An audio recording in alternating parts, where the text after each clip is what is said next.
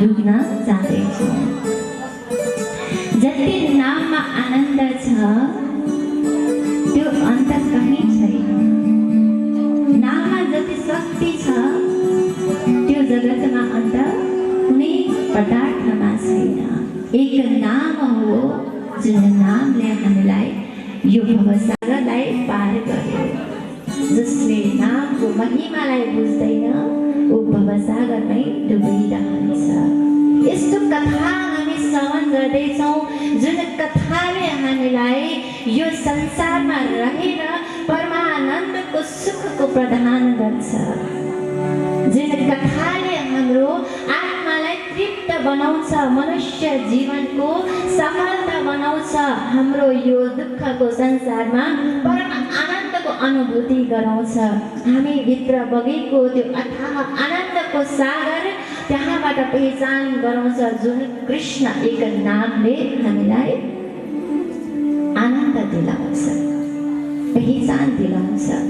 कृष्ण कुनै पदार्थ होइन, कृष्ण कुनै संसार जगतको कुरामा हामीले तुलना गरेर सकिँदैन। कृष्ण नै सत्य स्वरूप हुन्छ, सत्य चित आनन्द स्वरूपको हुनुहुन्छ। जगतमा सबै मिथ्या छ, एक मात्र सत्य छ, त्यो हो कृष्ण नाम। ज्ञानको स्वरूप हुनुहुन्छ, त्यसकारण हामी चिद भन्छौँ, चिद स्वरूप। जो ज्ञानको नै स्वरूप छ, भला हामीहरू यस्तो तुच्छ जीवले कसरी वर्णन गर्न सकिन्छ? जो आनन्दको नै स्वरूप हुनुहुन्छ, भला हामी उहाँसँग के माग्न सक्छौँ र? जो आनन्दको स्वरूप, ज्ञानको स्वरूप, सत्यको स्वरूप हुनुहुन्छ, जसले उहाँ परब्रह्म परमात्मा श्री कृष्णको नाम कीर्तन गर्छ, उसैलाई नै परमानन्द प्राप्ति हुन्छ। बोले राधे राधे। त्यसकारण भक्त सज्जन हो, यो अमूल्य समयलाई नगुमाउनुहोस् है, आउनुहोस्। यदि संसारबाट रहित हुनु छ, दुःखबाट मुक्ति पाउनु छ, कोही जीवनमा एउटा सहारा पाउनु छ भने आउनुहोस्। कि संसार त केही पनि रहेनछ, केही रहेछ त? न सुख नै रहेछ, न दुःख नै रहेछ, न आनन्द नै रहेछ, न तृप्तता नै रहेछ, न शान्ति नै रहेछ, न अशान्त नै रहेछ, केही रहेनछ। म तर्पिएको लागि सिर्फ मेरो प्रभुलाई प्राप्त गर्नको लागि, मेरो धनीलाई प्राप्त गर्नको लागि, मेरो मालिकलाई प्राप्त गर्नको लागि, मेरो जीवनको आधारलाई प्राप्त गर्नको लागि कयौं जन्म लिएर आएको छु। आज आएर आभास भयो कि मेरो सच्चा सम्बन्ध त कोसँग रहेछ? मेरो भगवान, मेरो प्रभुसँग रहेछ। हो त्यसकारण भक्त सज्जनहरू, हामी यो कथा किन श्रवण गर्न आइरहेका छौँ? यसको महत्त्व के छ? यसको महिमा के छ?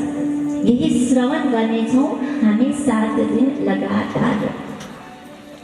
बेलुकाको समय हाम्रो कलाकार दादाहरूबाट हजुरहरूलाई दिव्य झाँकीको साथमा नचाउनुहुन्छ। नाच्नको कसलाई मनपर्छ? चितवनमा त बहुत नाच्नु हुँदो रहेछ। म कोठामा बसिरहेको थिएँ हिजो, कति नजिकै छ नि त घर, हाम्रो आमाको घरमा, हाम्रो प्रणामी आमाको घरमा आनन्दले बसेर भोजन गरेर बस्दै थियौँ। अनि त्यति बेलामा त यहाँ त आमाहरू आउनु भएछ, बस्नु भएछ, मजाले भोजन गाउनु भएको छ। आहा कति आनन्द! हाम्रो कलाकार दादाहरू आउनु भएको थिएन, लगभग ढिला ढिला आउनुभयो। अहिले यति धेरै कार्यक्रमहरू छ नि कि उहाँहरूलाई पाउनलाई बहुत मुस्किल। म त सजिलै पाएँ हजुरहरूलाई, तर हाम्रो कलाकार दादाहरूलाई पाउन बहुत मुस्किल छ। यति टाइट छ कि कार्यक्रमहरू बल्ल बल्ल मिलाएर आउनु भएको छ। मुस्किल भए पनि आउनु भएको छ। कसको लागि? हजुरहरूको लागि, हाम्रो लागि होइन, मेरो लागि पनि हो। अब म बोलिरहन सक्दिनँ, बिचबिचमा भजन नभए हजुरहरू निदाउनुहुन्छ। अनि त्यसको आनन्द दिलाउनको लागि उहाँहरू आउनु भएको छ। हो, अनि यहाँ आमाहरूले यति मस्त भएर आनन्दले आफ्नो तरिकाले भजन गाउनु हुँदै नाच्नु हुँदै थियो, त्यो देखेर बडा आनन्द लाग्यो। बोले राधे राधे कृष्ण कन्हैया लाल की। एकचोटि आफ्नो लागि जोडा तालले सम्मान गरिदिनुहोस् त।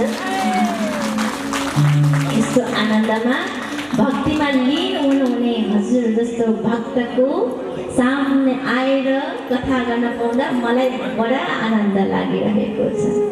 सबै आउनुहुन्छ, हिजो पनि कम्तीमा 4-5 जना हाम्रो आमा दिदीहरू आउनुभयो, सोध्नुहुन्छ कस्तो छ के छ। मलाई के लाग्छ भने अरूलाई त थाहा छैन, तर मलाई बस धेरै सुखको बिस्तर चाहिँदैन, मिठो भोजन चाहिँदैन, म हजुरहरूको प्रेम पाए खुसी हुन्छु है। हजुरहरूले प्रेम गर्नुहोस्, मेरो लागि त्यो नै पर्याप्त छ। मलाई त्यसैमा आनन्द लाग्छ। एक छाक भोजन मिल्यो, सत्सङ्ग गर्न मिल्यो, अनि हजुरहरूको दर्शन गर्न मिल्यो। यति पाएपछि म यत्तिकै नै धन्य छु, यत्तिकै नै आनन्दित छु। म कोही बाहिरबाट आएको होइन, म हजुरकै नै छोरी हुँ, त्यो पनि नेवारीको छोरी हो। मैले हिजो कलश यात्रामा बहुत नेवारी आमा दिदीहरू देखेँ, बडा खुसी लागेको थियो मलाई। ओहो, यहाँ त फेरि आफ्नै भेषमा, नेवारी भेषमा ड्रेस लगाएर अनि अरू पनि आउनु भएको थियो। अनि बडा आनन्द लाग्दो रहेछ आफ्नो सम्प्रदायको, होइन, आफ्नै कला सभ्यता यस्तो जोगाएर राख्नु भएको छ। अनि अत्यन्त खुसी लाग्यो देखेर। अनि बेलुका सोधेँ, अनि म बेलुका नेवारी भाषामा घरमा कुरा गर्दै थिएँ। अनि दिदीले सुन्नुभएछ, हजुरलाई आउँछ नेवारी भाषा भन्नु, कुन भाषा बोल्नु भएको भन्नुभयो। म त छक्क परेँ, हजुरलाई आउँदैन नेवारी भाषा भनेको त आउँदैन अरे।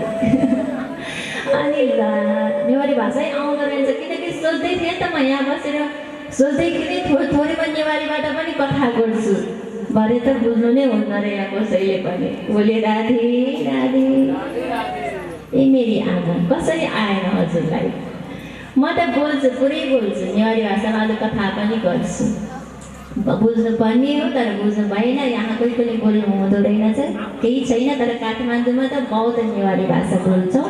अनि नेवारी भाषामै कथा सुन्नु, नेवारी टोलमा गयो भने नेवारी मात्र बोल्नुपर्छ कथा गर्दाखेरि पनि, त्यस्तो माहौल छ। तर हजुरहरू यहाँ बुझ्नुहुन्न रहेनछ, ठिकै छ, नेपालीमै आनन्द लिऊ। कृष्ण कन्हैया लाल की। त्यसकारण बहुत आनन्द लागिरहेको छ। भर्खर 2 दिन भयो, यति आनन्द छ। अझ त त्यो आनन्दको लेखेर बग्नै बाँकी छ। त्यसकारण हजुरहरू सबैजना आउनुहोस्, कथाको आनन्द लिनुहोस्।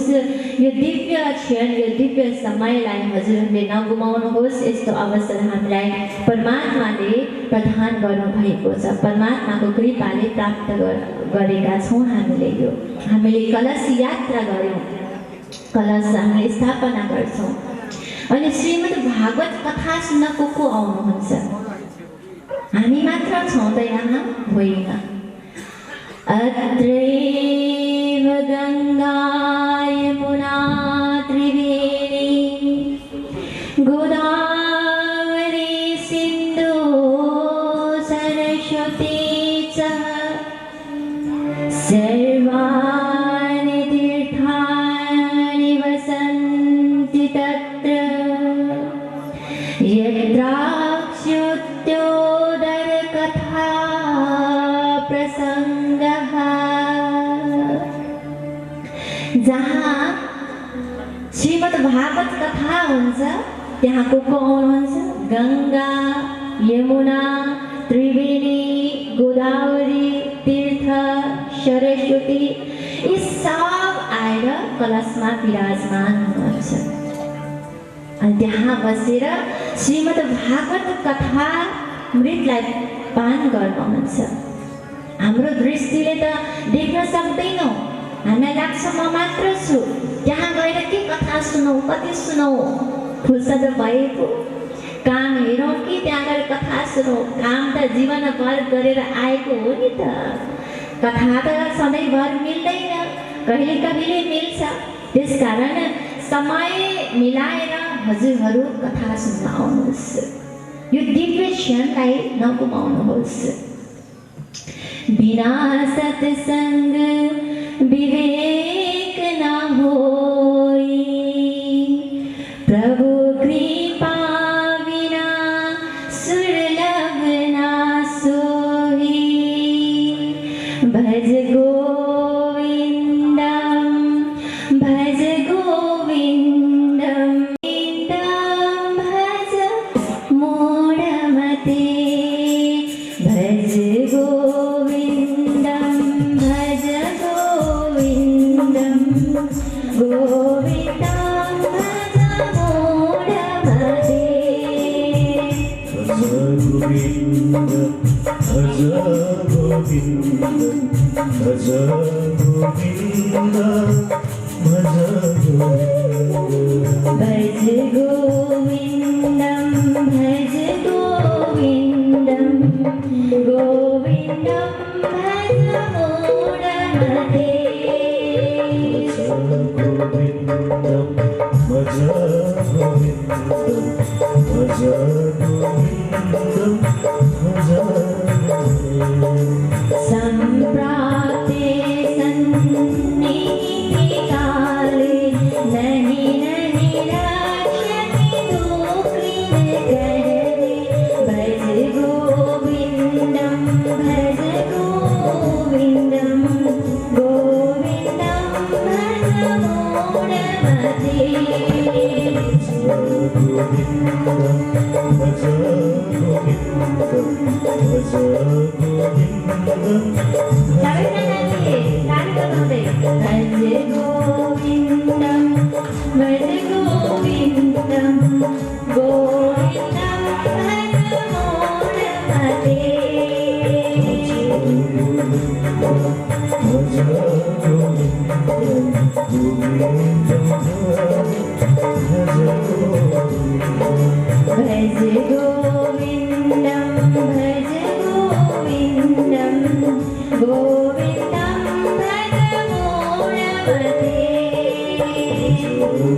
भज गोविंदम गोविंदम भज गोविंदम।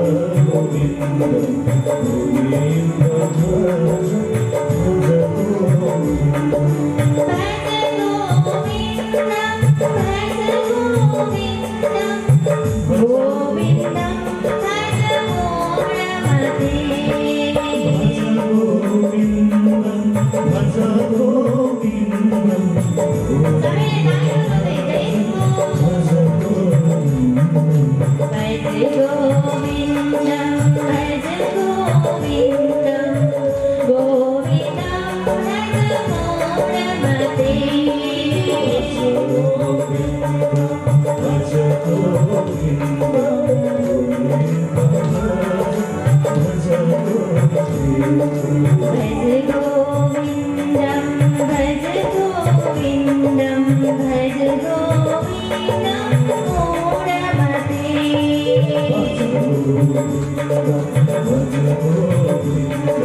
जय हो। सभी ताली बजाते। भज गोविंदम भज गोविंदम गोविंदम भज मूढ़मते। भज गोविंदम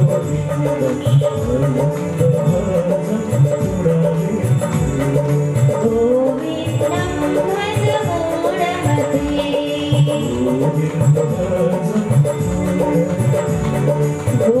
गोविंदम भज मूढ़मते।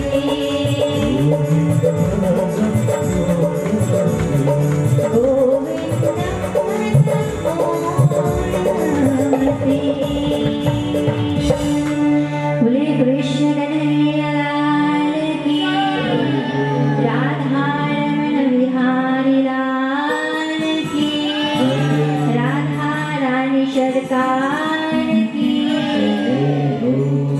त्यस कारण किन बिना सत्संग विवेक ना होई। सत्संग बिना हामीलाई के थाहा हुन्छ र? कहाँबाट विवेक आउँछ? हजुर सोच्नु होला, म बहुत विद्वान छु, म बहुत ज्ञानी छु, म बहुत बुद्धिमान छु, म बिना घर चल्दैन, परिवार चल्दैन। तर सत्संगले सिकाउँछ तिमी केही पनि जान्दैनौ, केही पनि छैन, केही पनि सिकेको छैन, केही पनि बुझेको छैन। ज्ञानी त त्यो हो जसले धर्म जानेको हुन्छ। ज्ञानी त त्यो हो जसले कसैको चित्त दुखाउन चाहँदैन, कसैलाई पीडा दिन चाहँदैन, सबैलाई प्रेम प्रेम दिएर प्रेममा मस्त बनाउँछ। प्रेममे मगन होइयो खुला दरवाजा धाम, मेरे मीठे बोल साथ जी हुआ तुम्हारा काम। प्रेम में मगन होइयो खुला दरवाजा धाम, सखी रे धाम जाए रे, सखी रे धाम जाए रे। प्रेम मग्न होस्, मस्त होस्, तब मात्र हामीलाई त्यो धामको दरवाजा खुल्छ, त्यो द्वार खुल्छ, अन्यथा संसार नै खुल्लिन्छ। कृष्ण कन्हैया लाल की। त्यसकारण मेरो प्यारो आमा बुबा हजुरहरू के गर्नुहोस्, गोविन्दको नाम भस्नुहोस्। अब यहाँ के छ, ज्ञान गङ्गा बगिरहेको छ। यो ज्ञान गङ्गामा स्नान गर्न आउनुहुन्छ कि हुन्न? आनन्द आउँछ कि आउँदैन? यहाँ आएपछि आनन्द आएको छ? कति आयो? अनन्त, धेरै। अहिले त थोरै छ, धेरै त बाँकी नै छ, भर्खर सुरुवात हुँदैछ। आउनुहोस्, केही समय हामी उद्घोषकज्यूबाट केही अतिथिजीको आगमन भएको छ, उहाँहरूको स्वागत गरेर तत्पश्चात फेरि हामी कथाको आनन्द लिनेछौँ। रहन्छ नि होइन? हो, त्यसै गरी जुन प्रकार नदी बगिरहन्छ, चाहे उता आओस्, सडक आओस्, डाँडा आओस्, पाखा आओस्, पँधेरो आओस्, सुन्दर ठाउँ आओस्, गन्दगी ठाउँ आओस्, त्यो बगिरहन्छ, कहिले पनि रोक्दैन, निरन्तर लागिरहन्छ। त्यस्तै गरी हामी पनि मानव कहिले पनि रोक्नु हुँदैन। केको लागि? भक्ति गर्नको लागि, प्रभुको नाम जप्न, भक्ति गर्न, पूजा गर्न, पाठ गर्न, जाप गर्न, ध्यान गर्न, निरन्तर श्वास श्वासमा लागिराख्नु पर्यो। श्वास श्वास निज नाम जपो, वृथा श्वास मत खोए, ना जानो यह श्वास को आवन होए ना होए। निरन्तर रूपमा हजुर चाहे दुःख आओस्, चाहे सुख आओस्, भक्तलाई परवाह हुनु भएन कि सुखमा आनन्द लिने, दुःखमा हे प्रभु मेरो यो इच्छा पूरा गरिदिनुहोस्। मान्छे किन रुन्छन्? भगवानलाई याद गरेर रुने त जगतमा कोही छैन। आफूले दुःख पाएको देखेर, आफ्नो इच्छा पूरा नभएर मान्छे रुने हो नि त, हो कि होइन? इच्छा पूरा नभएर मानव दुखी छन् जगतमा।